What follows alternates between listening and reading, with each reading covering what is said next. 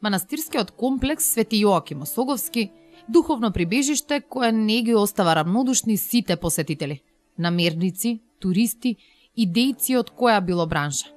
Сместен во пазувите на Осоговските планини, во раскошната пејсажна идила, манастирот Свети Јоаким Осоговски, црквата на Пресвета Богородица, стариот манастирски конак и новиот конак нудат идеални услови за сместување со духовната хармонија и комплетната организација на просторот. Во сите годишни доба, рој туристи овде доаѓаат, а особено во летниот период, зашто климата ги мами сите кои сакаат да се освежат од летните горештини. И ние како кривопаланчани умееме често да се рекреираме по патеката кон манастирот. Помладите често и спортуваат, трчајки или возејки велосипед, а повозрастните пешачат дур ветрот ја брануваат топлата воздушна струја. Туристите пак и сите останати намерници се импресионираат од убавината на амбиентот на манастирот, па остануваат тука, не можејќи да им одолеат на благопријатните услови. А штом ке заминат, со преубави впечатоци од тука, задолжително им препорачуваат на пријателите да навратат во Свети Јоаким Осоговски. Но не само за намерниците. Во летниот период, манастирскиот комплекс Свети Јоаким Осоговски од нашиот град е домаќин на низа културни настани. Летната копаничарска школа 19-та година поред се одржа и годинава во преубавиот амбиент на балканскиот бисер Свети Јоаким Осоговски. Членовите на Сдруженијето на копаничарите на Република Македонија од 15 до 24 јуни ја организираа 19-та летна копаничарска школа, јубилејна 10-та овде во нашиот манастирски комплекс. Ова е наша 19-та меѓународна копаничарска колонија. Инаку во Паланка сме, ова ни е 10-ти пат, значи 10 години поред сме тука во овој манастир.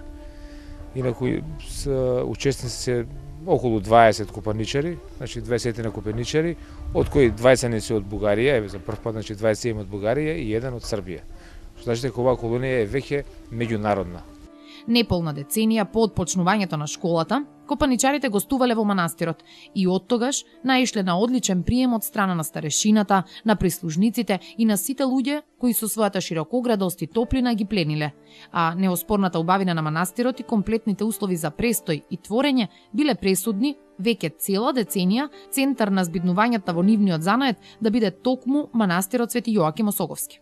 2011 година беше исклучителна година која трајно го одбележа досегашното работење на неуморните резбари со поставувањето на резбаниот иконостас во манастирот Свети Јоаким Осоговски. Преубавиот иконостас го краси внатрешниот амбиент на манастирот и сведочи за трудот и посветеноста кои долги години овде се бележат.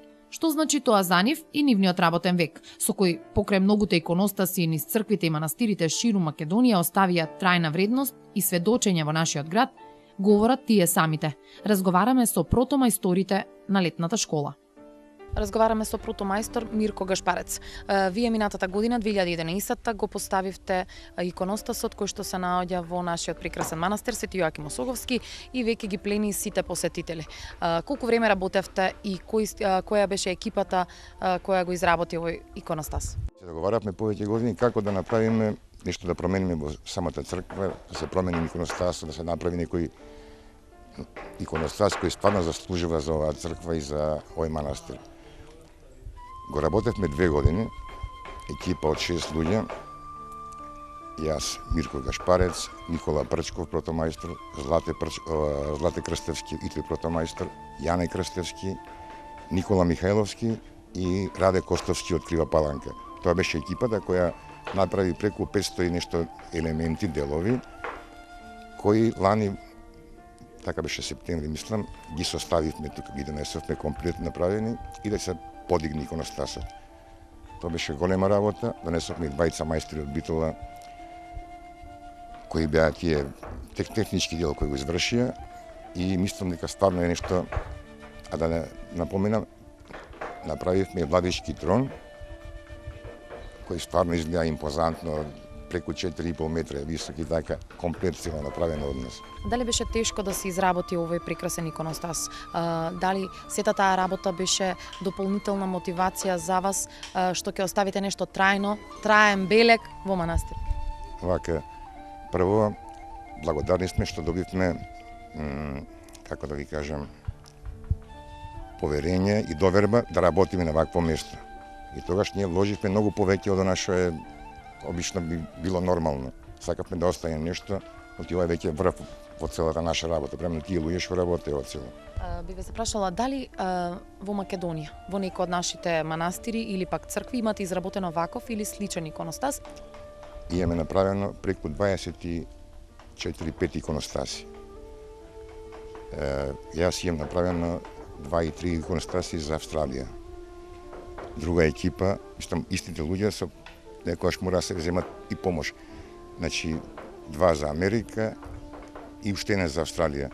Значи тоа е бројка. Инаку тука сме правиле манастири. Света Петка во Битола, Прилепските места, католичката црква во Охрид. Тоа е се наше дело. Значи јас тоа викам некогаш имаме направено толку цркви како екипа, тие луѓето кои ги спомнав пре, што некои луѓе не ни било во толку цркви. Секоја година резбарите се стационираат во манастирскиот комплекс. Годинава овде беа и резбарите од Србија и Бугарија, создавајќи со летото и чеканот импозантни дела. Дела кои го пленат секој влюбеник во уметноста.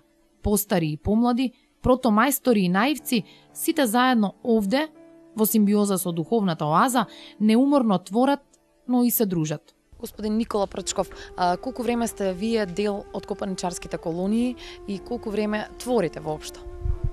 Јас работам негде околу 35 години, иначе сум самоук. Во прво време карактеристично за мене работев селски мотиви. Работев тутунарки, жетварки, занаетите во Битола. Дали некаде ги продавате вашите дела? Како се тие пласирани? Во почеток кога почнав да работам имаше. Тоа беше пред распаѓањето на Југославија. Имаше тутунарки, продава во Југо Тутун, Битола и во други фирми кои се автентички, ткачки во Битола Текс, например, и така. Сега како врви времето, кризата сегде стега, фаќа, така да тешко одат делата. Ние стоиме на располагање во секој момент кога сакат да оформиме на ваква уште една колонија за повеќе млади да обучиме. Ево тука имаме млади деца кои се обучват, веќе станаја трет пат идат на колонија, станаја веќе и мајстори, не што се обучува и да обучуваме и други млади. Али тоа се е поврзано со финансии, така да имаме многу слаба поддршка од Министерството за култура. Дали младите покажуваат интерес? Колку младите доаѓаат во вашите ателиеа, барем да се запознаат со работата која што вам ви причинува огромно задоволство пред се? Идат млади по ателината, има две врсти од млади, да речам, идни копаничари, кои ги интересира чисто резбата, а кој ги интересира мајсторе кокупари, ова се продава, така да гледат од финансиска гледна точка. А има мајстори кои не ги интересира тој проблем, што сакат да научат стварно да резват, па отом потом. Протомајсторите говорат со восхит за сета дејност што ја остваруваат низ повеќе децениското творење ширум земјава и овде во Крива Паланка. Но, оние што помалку време имаат можност да бидат дел од копаничарската школа, од соседството на земјава, но и дамата меѓу нив, се презадоволни од условите и можностите тука, во манастирскиот комплекс. Говорат за искуството и дружењето овде, во манастирот, за време на летната копаничарска школа. Први пут и велика ми е част што сам позван из Србија да учествувам. Амбиент е фантастичен, све е прелепо. Што би рекли, убаво. И немам речи, не, стварно. Друштво е фантастично. Увек има шта да се научи. Треба искористити сваку прилику да се стекну нова искуства, упознати нови луѓе, така да е то велико богатство. Македонски карактеристичен дуборез. Ето, јас сам то сад на колонија успешно совладал. Говорат за убавините на манастирот и убавините на нивниот занает. Работам обкови за икони, кои потоа сама ги сликам. Се што имам изработено ми е поклонето или ево го работам за еден колега, уметник, така некоја сме. Ова ќе биде Свети Никола. Тоа е од иконите на Свети Никола со сребрен опков. Јас опковот го работам во дрво. Тоа изгледа како филигран, како кујумџиство во дрво само. Така. Значи секој удар е повеќе кратен. Прво одам со ве, потоа го влавнувам, па го зобувам, па го чукам со овие ситните и така има доста. За 1 сантим изработено треба неколку пати да се навртиш да го направиш. Значи некоја специфична работа што не влегува во таа така наречена традиционална македонска резба со флора, фауна, со мајсторите и затоа некако не можам да се рамнам со нивното мајсторство никако. Те што имам изработено не се многу, ова ми е петто, да кажем, од таков вид. Се ми е дома. Сега планирам за децата поедно, за внуките и така. Во тој смисол, инаку многу работа. Тоа е работа што не се за човек што работи неколку месеци едно и е хоби, нема цена, не се исплаќа да го продава, не. Ова сум листала многу списанија копаничар и така што ми тука контактираме, ми кажуваат дека ваков начин на работа е па како прв.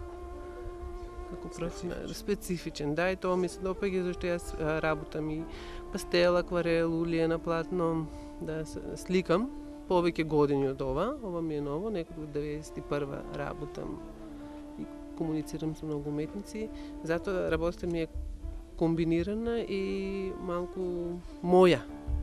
Значи не можам да одам по некоја шема, мора да внесам нешто, мој печат, да. Секоја жена и секој човек треба да има хоби. Тоа е продуктивно хоби. Ова ќе остане во наследство на внуците, така, убаво заштитено дрво.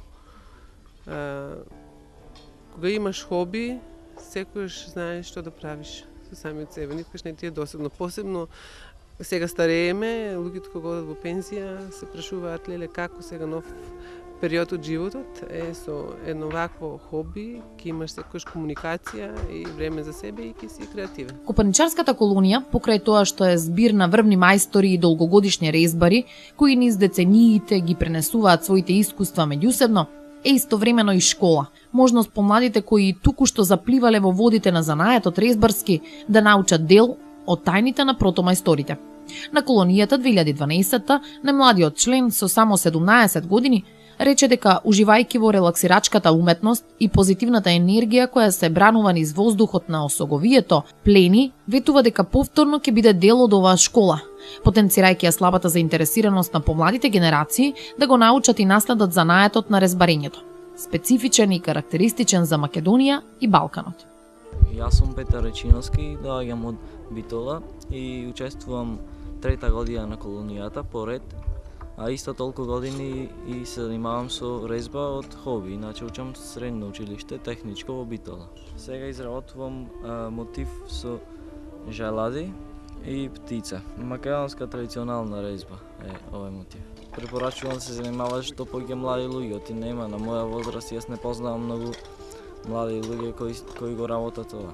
Наш единствен представник, паланчанецот Раде, кој си од свој живот резба и им ги пренесува тајните и вештините на копаничарството на помладите криопаланчани, со учеството на колониите и изложбите на делата, се надева дека во иднина помладите, како што истакнаа и протомајсторите, ќе се заинтересираат повеќе за оваа специфична уметност. Првиот пат бевме во Прилеп и јас ни предложив да дојдат овде да видат чисто каков ни амбиентот ова. И кога дојдов првиот пат видов дека стварно вреди да се биде тука. И рекол ова место нема да го менуваме за ниедно друго.